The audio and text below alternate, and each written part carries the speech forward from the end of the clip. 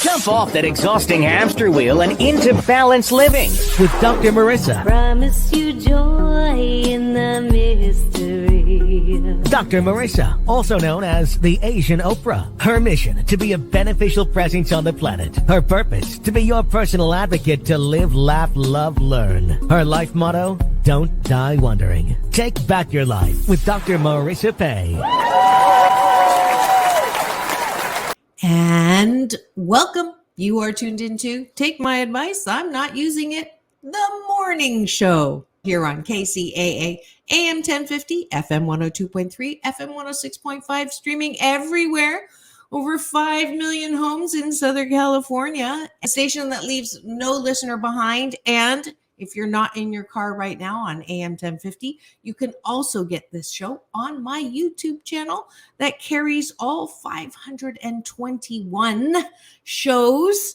Yes, over these past, I believe we're now at 490 consecutive weeks in my 9th year. Yes, it's true. Time flies when you are having fun. And I'm so glad to be here. So glad to be returning from Canada. Some of you know, especially if you're on my social media, Doc Balance on Instagram, Dr. Marissa everywhere else, that I just returned from my original country of birth. Oh, Canada. Yes, I was born in Canada and came to my country of choice, the United States of America, even though it doesn't seem like that these days. I am proud to call myself an American. I became an American after 9/11. I was the first group that went through the process. So yes, this is my country of choice. I went back to visit my mom, who's winning her battle against Parkinson's disease, as well as going to my favorite first great niece's wedding, Ashley and David. Congratulations again. That was so much fun. But there is nothing like coming home. I'm coming home to the place that I belong. If you go on social media, you'll hear me singing that on the airplane. Much to the chagrin of the people around me, as I play my takeoff and landing game, which those of you who have been with me for a while know that I just love. I'm kind of competitive. Actually, I'm very competitive. It's not whether you win or lose. It's whether I win or lose. And so I usually get the people around me to put $1 in the pot to see who's closest on making the mark when we start liftoff and touchdown, counting backwards from 10, although I just changed it to 8. And congratulations to the winners on my Instagram who guessed why I use 8 a lot. And for those of you who know, I'm on a happy 88 mission, 88 million more happy people in the next 8 years. And the reason why I use 8, it's a lucky number in Mandarin or Chinese. Those of you who have seen me, even though right now we're streaming just by voice, you'll know that I'm not Swedish, but I'm Chinese. And 8 is a homonym for good fortune. So double good fortune, 88% happy. Everyone's birthright is to be happy by choice 88% of the time. So that's why I have topics and questions of the day and tips to keep you happy on your drive in the morning to wherever you're going. I'm so grateful that I get to splatter that weekdays now on the morning show. So welcome. And today we have a couple of special things for you. One is the question of the day after the first break. I'm going to cover, I got a question actually from my travels. I pick up questions from people who are both close to me and what I overhear. And so today's question is, how do you deal with people who just won't negotiate? How do you deal with people who are not interested in negotiating or coming to the middle or being reasonable or logical or working things through? How do you deal with that? So that's the question of the day. That's going to be when we come back. And then for the last segment, I have a special spotlight interview for you. He's now in heaven. We lost him earlier this year. Actually, we don't lose people. They just go to another dimension. But I wanted to highlight and spotlight one of my favorite interviews, not just because he calls me one of his favorite interviewers, but his message is so important. And now is the time that we, when we don't have a lot, sometimes the law of reciprocity, where the more you give, the more you get back, can be put into practice. He's the co-founder of an organization that does so much good around the world called Make-A-Wish Foundation. And so his story in the third segment after the bottom of the hour for today's show. So I hope you enjoy all of those. And we'll be right back with more here on Take My Advice, I'm Not Using It, Get Balanced with Dr. Marissa, the morning show here on KCAA, the station that leaves no listener behind.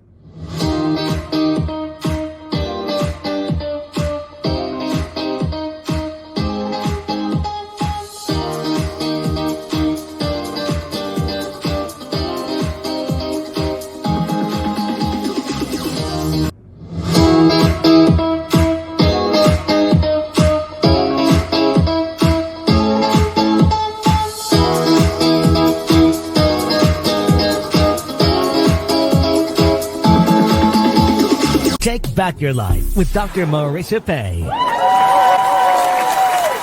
And we're back. You're tuned into Take My Advice, I'm Not Using It, Get Balanced with Dr. Marissa, the morning show here on KCAA, AM 1050, FM 102.3, FM 106.5, and streaming everywhere on www.kcaaradio.com, and then on demand everywhere from Spotify to Stitcher to iHeartRadio to iTunes to TuneIn to, let's see, Tiki Live, Rumbler, Audible, Amazon Music.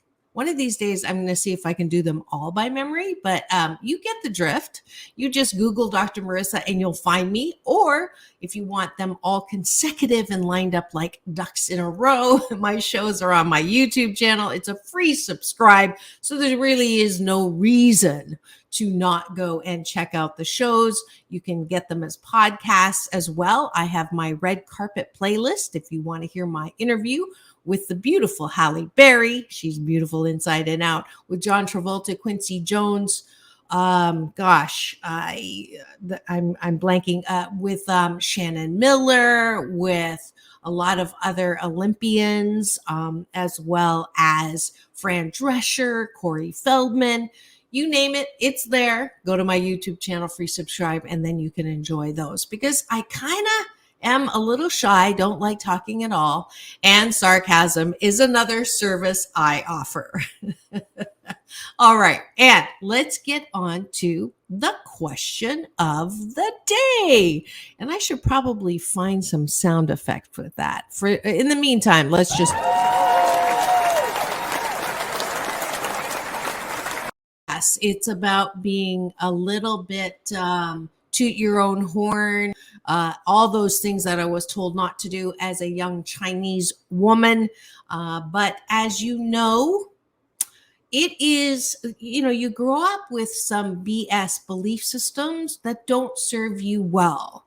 And as studies have shown, one of the ways we're going to narrow the gap between women and men in the workplace in top positions is to learn how to be okay with talking about our accomplishments. Men don't seem to have a problem with that in the workplace.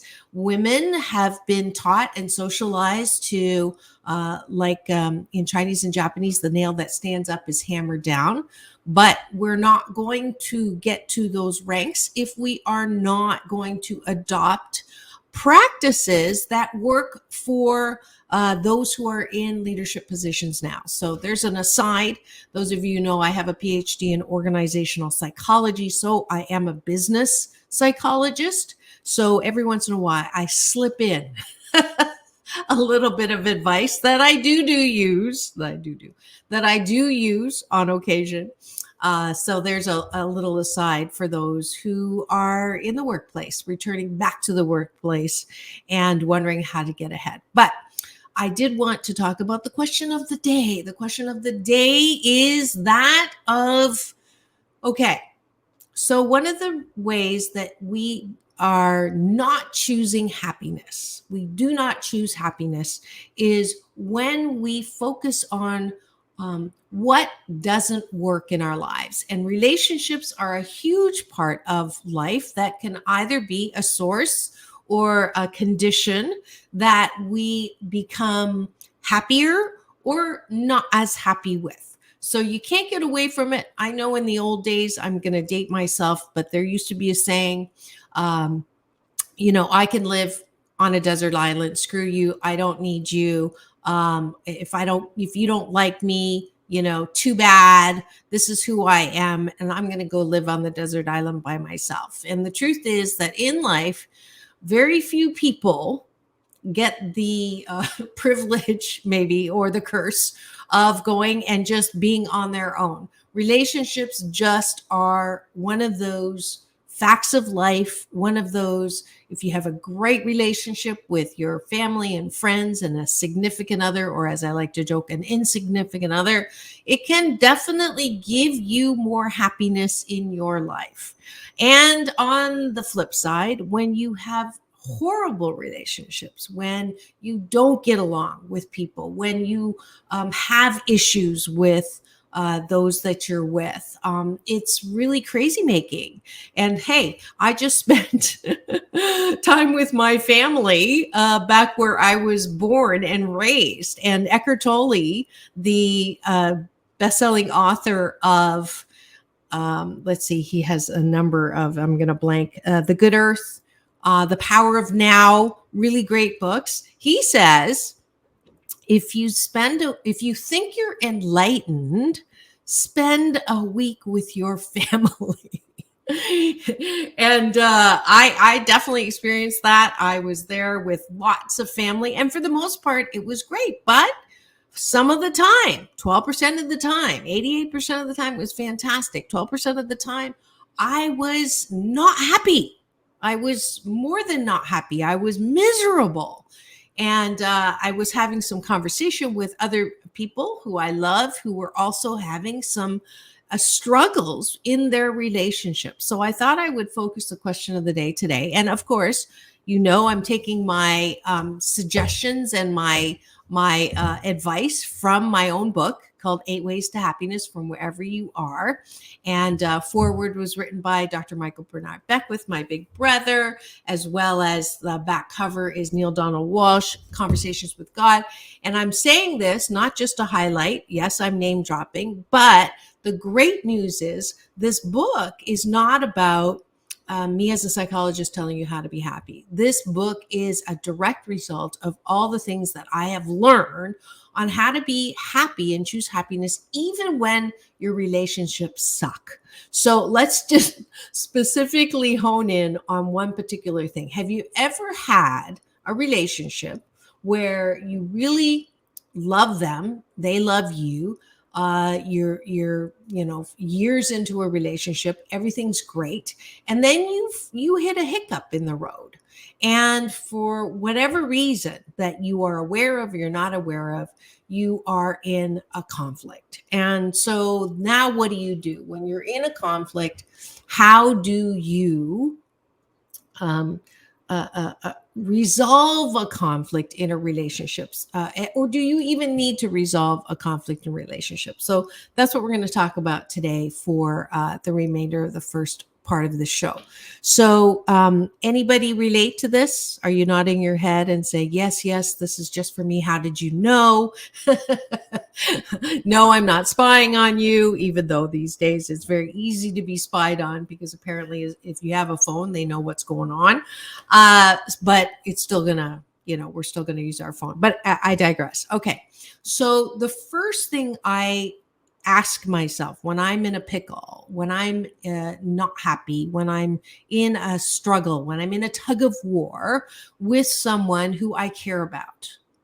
So that's the first level of decision. So if you don't care about this person, let's say it's someone who you just bump into, you have, a brief altercation because they said something insulting to you in line, or they called you a name, or they gave you a look, or they gave you a finger, maybe on the freeway. And those can really kick you out of your happy place very quickly. And then I always ask my clients when they're perturbed. I love that word, perturbed. If you're feeling perturbed, the first question to ask is, does this relationship matter? Because if the relationship doesn't matter, everybody has a bad day. Everybody cuts somebody off on the freeway. I've done it by accident. I've gotten the finger and given the finger on the freeway. I admit it. and it's just a part of driving. Unfortunately, fortunately, no matter where you are. I was just driving in Toronto and people are complaining about the traffic in LA. And I got to be honest, the traffic in Toronto is not pretty. And in Washington, DC is not pretty. I get a little defensive when people criticize traffic in LA, because there's other places where I think it's worse. But again, I digress. So the first question to ask yourself is, does this matter? Does this relationship matter? So if it is a drive-by finger, or a drive-by insult, or a drive-by someone's having a bad day and they're taking it on you, those are not the relationships to spend very much time on. I don't even, they're drive-bys, and you can let that go. But if it's a relationship that you care for the person and the person cares for you, then yes, have a carefrontation. Now, what is a carefrontation? A carefrontation says, this is where I am. This is how it impacted me. If you're interested in having a conversation, let's talk about it. That's a carefrontation. And that's inviting someone to engage in problem solving. So that is has some warning caveats, because you get to say what's on your mind, but then you have to listen to what's on their mind, and you may not like it. So this is where it's that same principle of, when you want someone to get you, you want someone to love you the way you are, you want someone to understand you the way you are. You're not perfect, but you want them to get you. But then you turn around and then complain about the other person. I can't believe they do this. I can't believe that they're like this. I can't believe, and it's really not fair. It's really probably the root of almost all conflict in relationships. It's that you can dish it out, but you can't take it. So when you are having a carefrontation, and I'll be honest, I'm really not good at this. I would prefer to let you know how I'm feeling. But then when you tell me how you're feeling, and my daughters tell me this all the time, I'm not okay with it.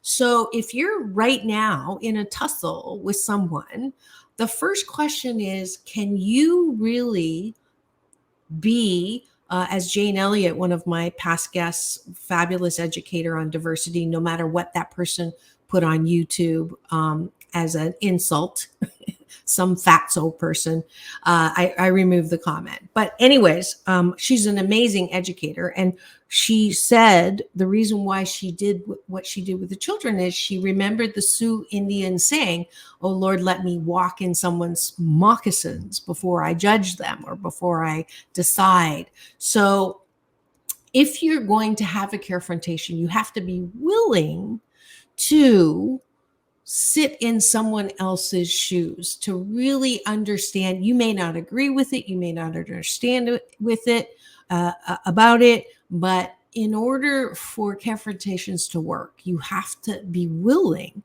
to not only spew your stuff, but then quietly, without yes, but listen to where they are and honor where they are. And that's definitely the hardest thing, because I want somebody to get where I'm coming from. But if they're wrong, it's very difficult to get where they're coming from.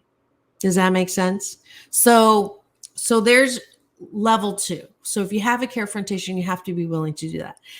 Level 3 is people resolve problems in different ways. I am definitely on the Myers-Briggs. It's a personality inventory that I use in my work. I'm definitely a high J, which means J stands for judging, or I'm not judgmental, but judging means I like to know, is it good, bad, right, wrong, black and white? What category does it go into? So when I'm in conflict, I want to resolve the conflict really quickly and get over it, because I don't like leaving things open. I don't like gray. Now, not everybody's like that. If you're a high P, which is the opposite side, high P stands for perceiving, you like to keep things open and don't like to close. And so when you're in a conflict, maybe with someone who needs a little time to process, who needs a little time to sit with stuff, that can be a conflict on top of a conflict. So if you're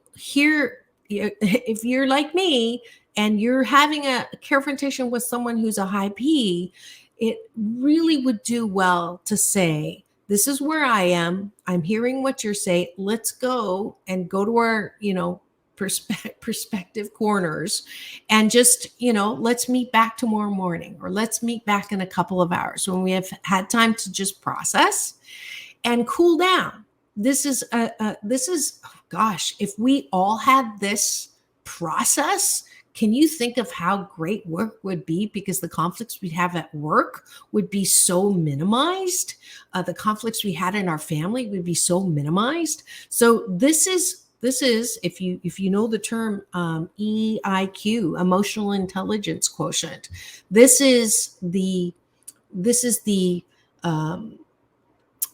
soft side. And I can't stand it when people say, oh, it's a soft skill. It's not a soft skill. It's a necessary skill to be effective at work and at home. So if you can master EIQ with your high IQ in your intelligence quotient, then you're golden. You're going to be able to rise to all occasions and rise to the top with your peers and with your organization, because that's really what makes life where it's a whole lot more happier, because your relationships are better. And when your relationships are better, you get more work done. So the first one doesn't matter. The second one, Carefrontation. The third one is when to hold and when to fold. So I have spent, let's see if I can read your mind. Have you ever, we're coming up against a break, and I'm going to have to close this off. So if you've stayed up all night writing words to try to convince somebody to do something and you can't get them to do it, let go of the rope. Stop the tug of war. It's not going to happen. Let it go. Let it go. Right now, it's just not going to work, because going back and trying to get milk from a tractor is going to make you miserable more so than any other thing on the planet. So there's the third thing. Hopefully you've enjoyed some of the Happy 88 tools from 8 Ways to Happiness from wherever you are. If you'd like a copy of the audiobook or a signed copy, go to drmarissa.life. Hopefully those tools will help you for the rest of this week and the weekend in being able to choose happiness 88% of the time. We'll be right back with my spotlight interview with Frank Shankwitz here on Take My Advice. I'm Not Using It, Get Balanced with Dr. Marissa, the morning show on KCAA, the station that leaves no listener behind.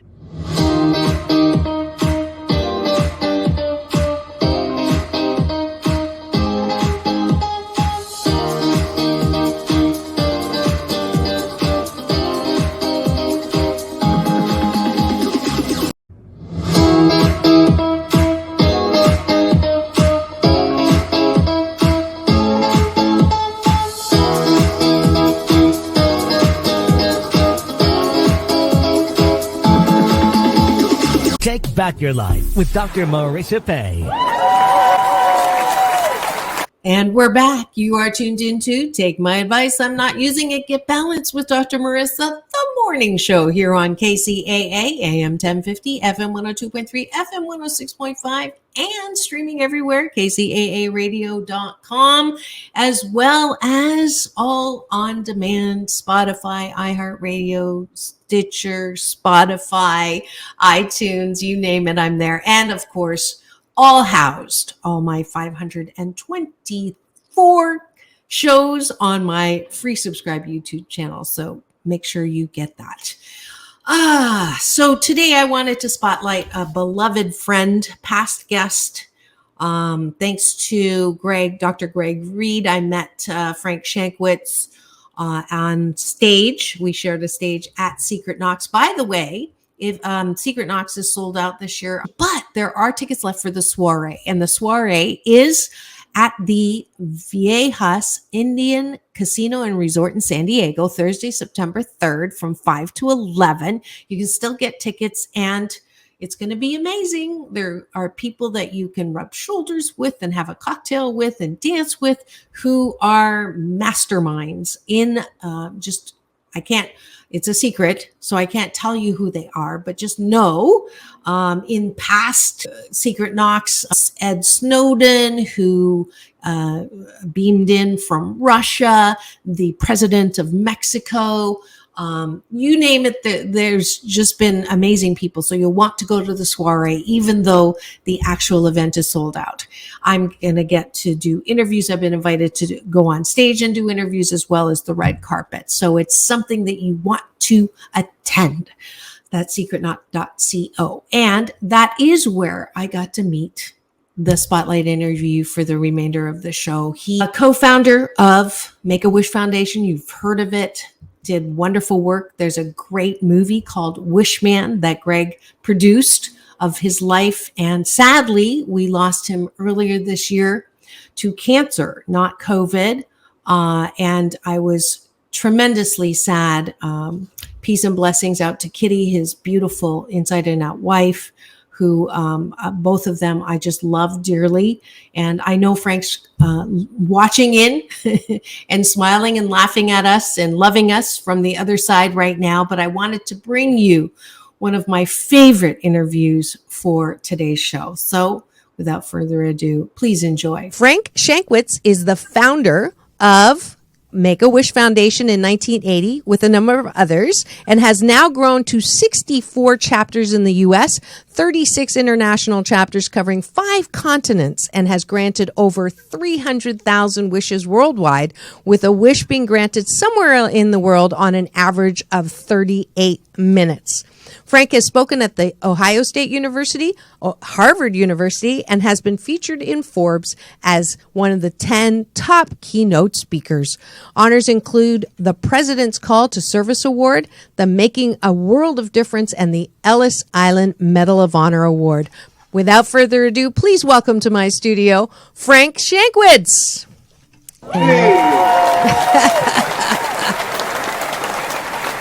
Hi. Happy to see you again. Oh, it's so good to see you. And I'm going to see you this week as well.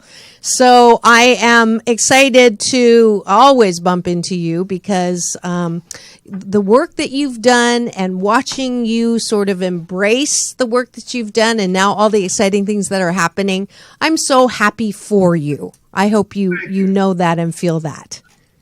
It's been a heck of a ride. I've never expected it. So let's start with that. I was going to ask you, as a high school student at Prescott High School in Arizona, did you ever think or believe that your life would be what it is now? No, not at all. And even before that, I was raised very poor. We lived in the back of a car. We lived in tents. Wow. And when I was in grade school, in fact, my mother left me when I was in 7th grade. She said, I can't afford you anymore. But I had a little town in Seligman, Arizona. I had a mentor named Juan Delgadillo. In fact, he found a Mexican family I could live with for a couple of years. And he taught me the purpose of giving back whenever you can and changing those negative things into positive things. And I just always appreciated the words that he gave me. And he also taught me the work ethic, the character, the integrity. And as I moved on to high school, but as you said, Prescott, Arizona, I kept that with my coaches, again, mentoring me, helping me. And then my employer, I worked all through high school, would just give me that, again, that work ethic, and led to several promotions. By the time I graduated high school, and I had rejoined my mother at that point, that I was making more money than she was and able to help her. Even though we didn't have a good relationship, she was still my mother, and I was able to help her. Wow. I've never, in all the years that I've known you, I've never heard this part of the story. That is even more amazing, because I think some people think that, oh, you know, you're well off, and so you start a foundation to give back. But that is not the story at all. So no, not at all. Not at all. It's a very poor existence. And then following high school, I went to the Air Force, again, because of the work ethic that Juan Delgadillo taught me, advanced right away. I was in Air Police, as they call it, but selected for several honor guards throughout the bases I was stationed at. And my most thrilling moment, I love world history, especially World War II, and follow Winston Churchill and his adventures quite excessively. Mm-hmm. And was on his honor guard, selected to be one of the on his honor guard when he was buried. And it just such a thrill in my life.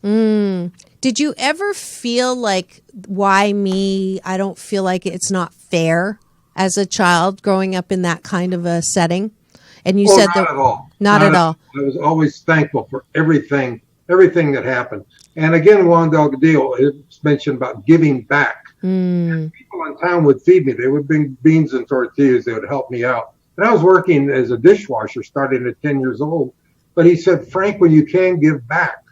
And that wasn't a popular term in the 50s. Juan, what do you mean give back? I don't have a thing. Right. Frank, you don't need money to give back. You can give back your time. An example, look at Mrs. Sanchez. She's always bringing you beans or tortillas. Look at her yard. It's full of weeds. You can go clean up that yard. Look at Mr. Ortega. They've got an old wrecked caboose from the Santa Fe line, and they're trying to make it to their home. You can help them. They're trying to paint that. You can go over and help them do that. Wow. You can give back your time. Well, now I know why good things have happened to you, for sure. So tell me about the first wish. So what was going on? Some people may not know the whole story. I know most of the story, but I think it would be really interesting for our listeners, if you don't mind, one more time. I'm sure you get asked this all the time. But I'll give you the condensed version of it. Okay. And this was the inspiration for the Make-A-Wish Foundation, not the first wish. Oh, in okay. 1980, I was a motorcycle officer with the Arizona Highway Patrol. And in fact, in the late 70s, there was a television show on NBC called Chips. That was very popular with the children. And Chips was about two California Highway Patrol motorcycle officers, Ponch and John. And for that age group, 7 to 14 or so, they just loved this show. And we would go, I was on a 10-man squad, worked the whole state of Arizona. We would go into towns, 2-man team, and our equipment and uniforms almost looked identical to California Highway Patrol. In fact, we initially trained in Sacramento with CHP. But now as we rode into town, the kids all of a sudden started to be yelling, hey, Ponch, hey, John, and waving. And it was a great PR thing. We started going to the schools, talking about bicycle safety. Okay. And it just, again, a great PR thing. And then in 1980, our department was formed about a 7-year-old boy named Chris who had terminal leukemia. And his heroes were Ponch and John from that television show, Chips. And he told his mother, when I grow up, I wish I can be a motorcycle officer like Ponch and John. Her family contacted the Highway Patrol, said, is there any way he can meet a motorcycle officer?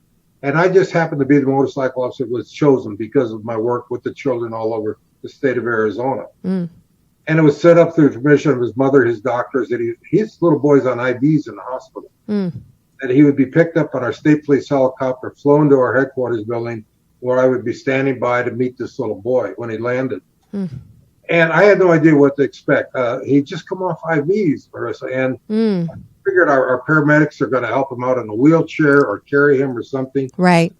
The helicopter lands, door opens up, out jumps a little pair of red sneakers, runs over the motorcycle. Hi, I'm Chris. Can I get on your motorcycle? Well, of course you can. Now, he had watched Chips so often, he knew every button and switch because our equipment was identical.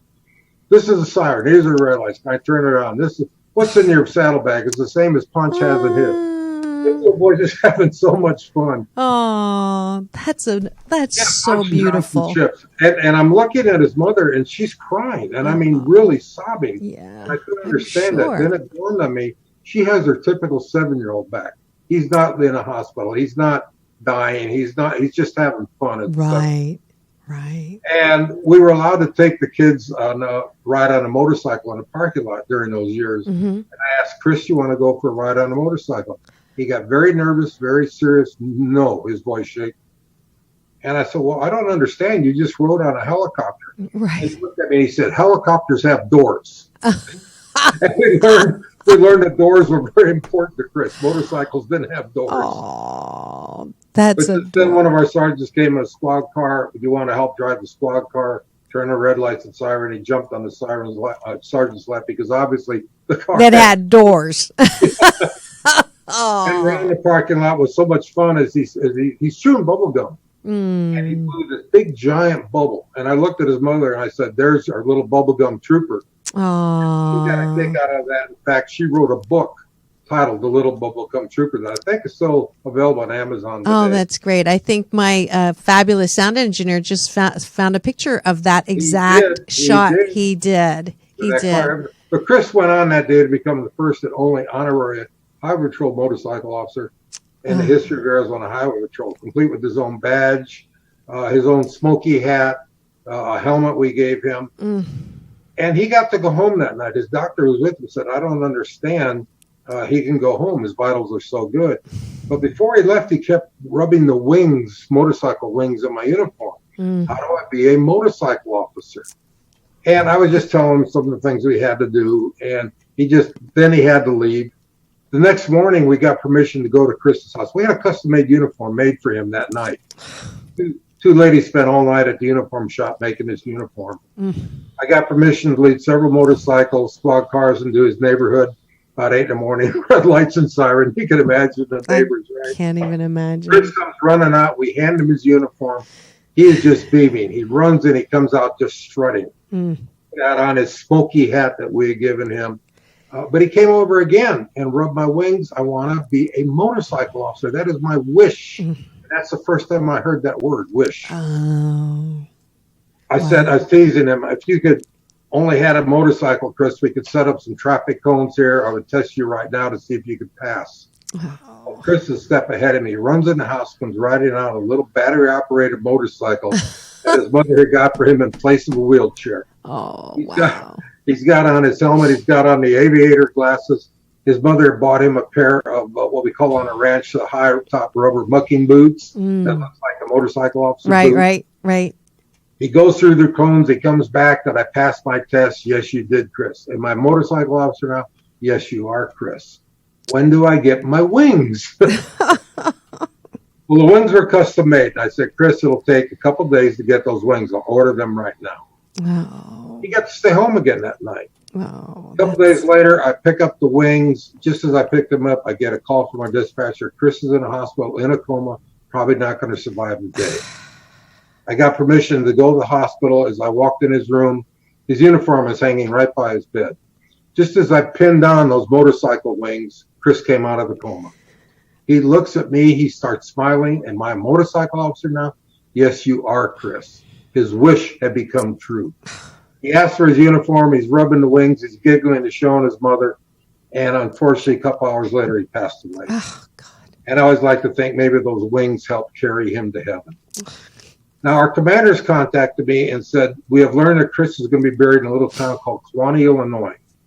And we would like you and another motorcycle officer to go back and give him a full police funeral. We have lost a fellow officer. Remember, he was sworn in as an officer. And we did go back there. What's so amazing is our word of our mission got out. The TV stations in Chicago and Phoenix and so on are picking this up. As we approached Kewanee, Illinois, we were met by several Illinois State Police, City Police, County Police, who all helped give this little boy a full police funeral. Wow. He was buried in uniform. His grave marker reads, Chris Gracious, Arizona Trooper. But flying home to Arizona, I just started thinking, here's a little boy who had a wish, and we made it happen. Why can't we do that for other children? And that's when the idea of the foundation was born, maybe 35,000 feet over Kansas or something. Wow. That's all of this because of one little boy. wow. I'm like bawling. Thank you very much, Frank. And I have to redo my makeup. I don't know. They're happy tears, right? They're happy tears. And how moving. I'm like, I don't think I've heard the whole one. It's definitely not from you. I've read it. And thank you for sharing that complete story. And I'm going to give you Dr. Marissa's Beneficial Presence on the Planet Award right now. So that is a big applause for my Dr. Marissa. So the next question is, and it's funny because I actually asked to see if your wife would like to also come on the show, and I was told, no, she hates the spotlight. But I do want to find out because I know that she was also very instrumental and totally supportive of you, and I love stories, and I know you've been with her. So how did you meet your wife? Well, she was a what we call traveling secretary for the Arizona Highway Patrol for our 10-man squad, especially when we would the whole 10 of us would be in an area at one time for supersaturation. Uh-huh. And she would do all the reports for us and this and that. And I didn't bring up the fact that I was killed in the line of duty and brought back to life. What? Wait. Back up. When did this happen? 1978. I was, again, Arizona Highway Patrol motorcycle officer in a high-speed chase with a drunk driver. Another drunk driver pulled right in front of me. I couldn't brake and escape in time, hit him broadside at 80 miles an hour, and was pronounced dead at the scene. My partner tried to bring me back. He couldn't do it. They called in the code 963A, officer killed in the line of duty.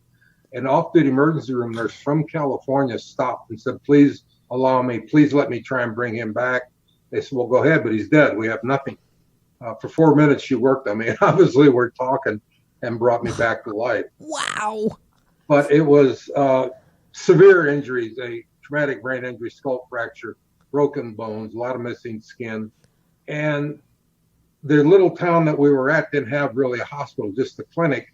And they had to put me in the motel. We couldn't get the helicopter to fly me back to Phoenix quick enough. And they said somebody has to stay with him for the next day or two to make sure he doesn't go into shock. Oh, my goodness. And that's when, and I knew Kitty. I mean, we had known each other, but never anything romantic. But during that particular time, we just started kind of looking at each other and saying, wow, this is kind of neat. So, Aww. So she came.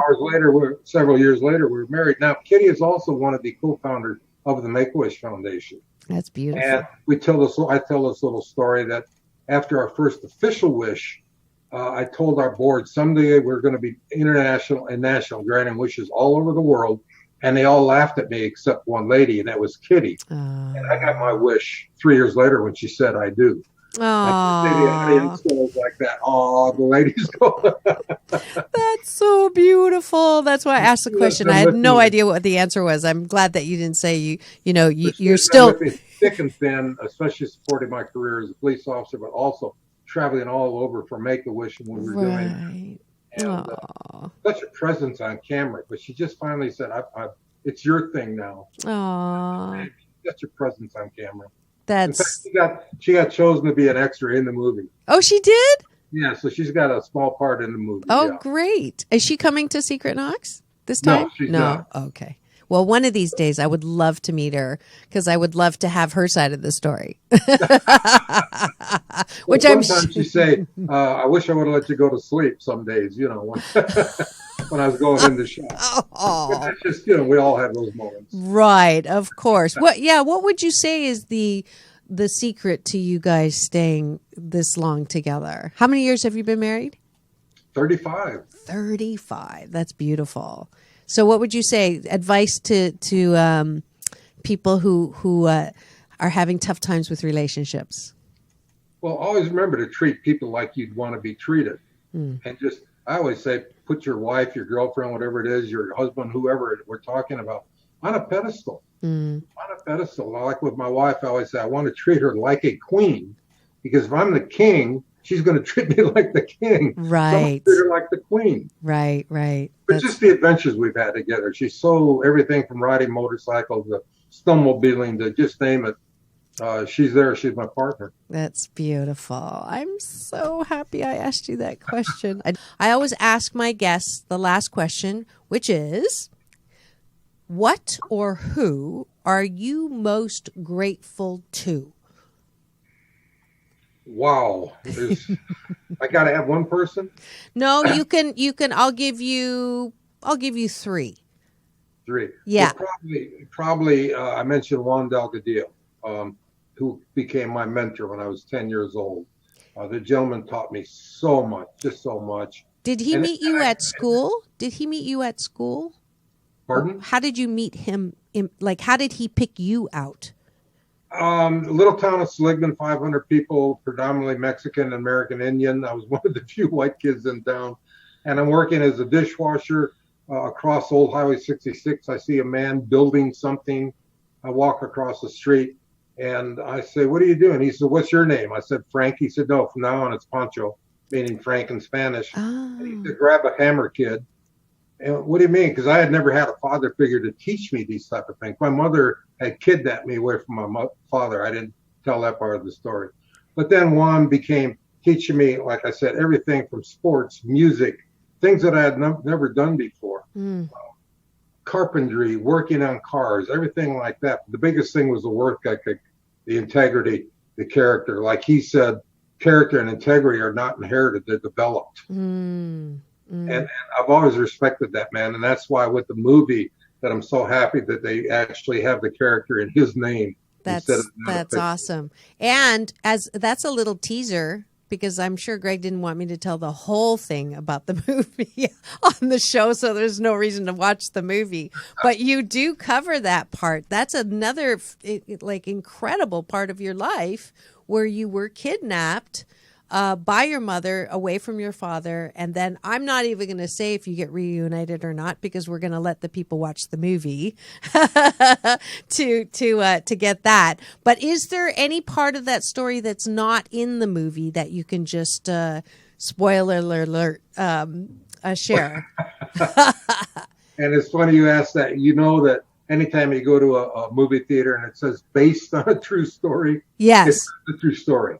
It's Hollywood adding things to it. Right. So some areas that are left out, we just don't have the time in a movie, obviously. And then there are some areas that are based, in other words, exaggerated. Oh, okay. And we had so much embellished, I guess is a better word. And we had so much fun working on the screenplay because I have script approval on that. Right. With the screenwriter, great director, screenwriter, Theo Davies. It took us 2 years. It was a give and take, and we finally both learned how to give and take. Yeah, because I can imagine you're like, that's not what happened.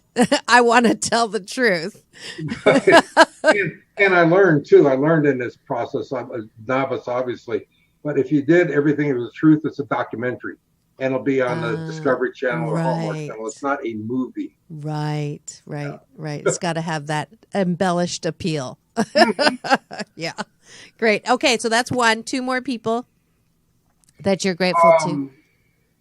Wow. Again, well, my wife, obviously. My book, Wishman, is just being republished. It's going to be out in a couple of weeks with a new publisher. Some added stories in that. But like I put in there to my wife, Kitty, she found me when I needed to be found and helped develop my future character. That's beautiful. And so you wrote the book. High school coach, well, we could say Greg Reed, but he knows all that anyhow. One of my high school coaches that just kept with me all through high school, helped me out, and then stayed friends over the years. Oh, that's just beautiful. My whole career. That's great. What's his name? Cal Cordes. Cal Cordes, peace in, peace out. He's 90-some years old right now. Well, we'll make sure he sees this recording, yes? Absolutely. Well, that's beautiful. Thank you so much, Frank, for joining me. I'm glad I didn't give up on having you on the air and on camera. It's such a delight. I can't wait to see you tomorrow.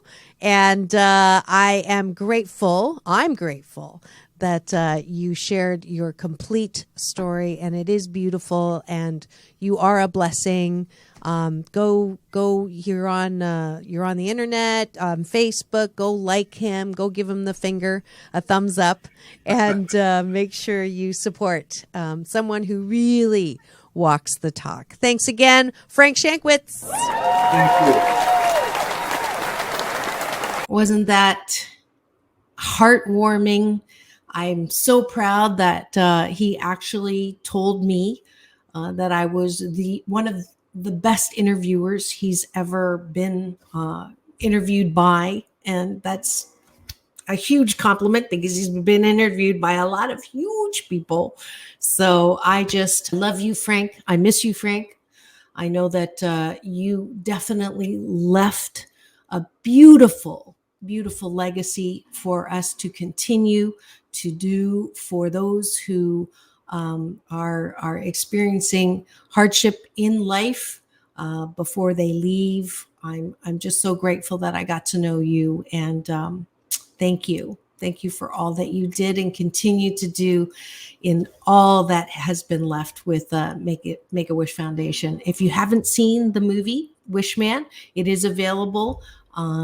It's an amazing story, the true story of Frank Shankwitz, which was actually Dr. Greg Reed making his wish come true. So please do enjoy that. And sign up for the soiree because I want to party with you September 23rd, which is coming up soon. And that's it for today's rendition of Take My Advice. I'm Not Using It. Get Balanced with Dr. Marissa, the morning show. I hope you have the best day ever. And remember, it's all about balance. Peace in, peace out, world peace through inner peace.